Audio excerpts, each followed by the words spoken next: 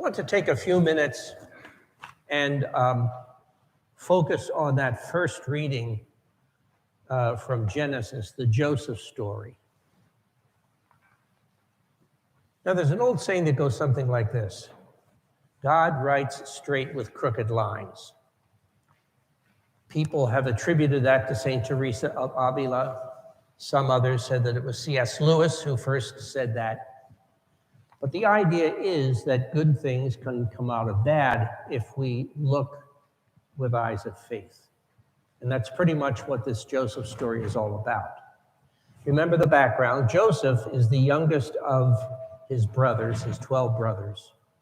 And he is, let's be honest, he is a bit of a pain in the neck. He's always bragging about how much Dad loves him more than the others, more than all of you. Now, that really didn't go down very well. And he's always talking about the dreams that he had and all of the hopeful things that he's wishing for. And his brothers are just getting a little bit tired of it. Well, one day, Joseph shows up in this coat of many colors, and he didn't have to say a word. All he had to do was walk around with this coat. And they would say, well, where did you go? One day when they had him out in the middle of nowhere, in a well or near a well, a caravan of Midianites came by with their camels and horses and all the rest. And they said, the brothers said to themselves, now's our chance to get rid of this pest. Let's just sell him, put him into slavery in Egypt, and we'll take his coat and we'll put some sheep blood on it and take it home to Dad and tell Dad that the lion got him in the desert. I mean, how can you argue with that? So they did. They threw him down the well. The Midianites came along and said, look, our brother's in the well. If you can fish him out, then you can have him. We'll sell him to you, and off he goes to Egypt. And that's pretty much what happened. From that moment on, Joseph had no reason to believe that life would go well for him. I mean, it's pretty dismal up until now. When you have to be drawn out of a well to be saved, that's not a very good way to start your day. And when you're sold into slavery in Egypt, that's an even worse start to your day. So he had no reason whatever to expect that things were going to go well. But they went amazingly well. He became the poster child from rags to riches. He really did. He was the one who showed a lot of gumption. He showed a lot of talent.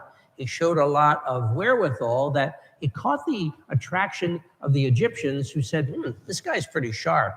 Maybe what we can do is help ourselves by putting this guy in charge. And so even though he wasn't an Egyptian, his talents and abilities were enough to impress the Egyptians themselves, and they said, we'll put him in charge. And so he became what we would call today like the COO, the Chief Operating Officer of Egypt. He wasn't the Pharaoh, but he was number 2. So one day he's in court, and he's receiving visitors, as the Chief Operating Officer would do, and he's hearing petitions, and he's doing all of this court business, and guess who shows up looking for food? His brothers. Now, they had no idea that this was their brother on the throne. No idea at all. So imagine their surprise when they walk in and he recognizes them, but they're not looking to see Joseph. They're thinking he's probably dead by now. And so Joseph recognizes them right away and said, I am Joseph, your brother. Well, if hearts could skip a beat or 2 beats or 3 beats, all of those brothers probably had liked to have had massive coronaries, because there's his brother, or their brother, the one that they thought they got rid of, and now he's chief cook and bottle washer for the Egyptians. The first thing he said to them is, how's Dad? How's Dad? And it went on from there, and he's thinking to himself, I've really got to calm these guys down, because they're going to think any minute I'm going to change my mind and arrest them and kill them. And he could have. He was the chief operating officer. He could do anything he wanted. But in terms of working through God's grace, Joseph said to them, calm down. It's okay. You thought you were here to kill me, but it didn't work out like that. You thought you were here to do away with me, but God saw something better in mind. When bad things happen to us, and bad things have happened to every single one of you, when bad things happen to us, at least with me, I don't have the immediate thought that, oh, this must be God's will, and everything's going to work out okay. I've just been given a terrible diagnosis. Not a problem. It's going to be okay. We don't think like that. We get scared. We get anxious. And then it's only as we live through that terrible bad news, whatever it is, it's only when we live through that that we begin to see subtle little changes, doors opening, windows opening, opportunities coming about that probably we had never counted on in the first place. It happened to Joseph. Joseph, when he was carted off to Egypt, didn't think, oh, this is going to be fine. I'm going to work out real well. He was scared to death. And it was only year after year after year of being faithful that he began to see that God was really watching out for him. Amazing that God was watching out in such a way that Joseph became the poster child for from rags to riches. When bad things happen to us, people of faith eventually come around to seeing God's work and God's hand in the process.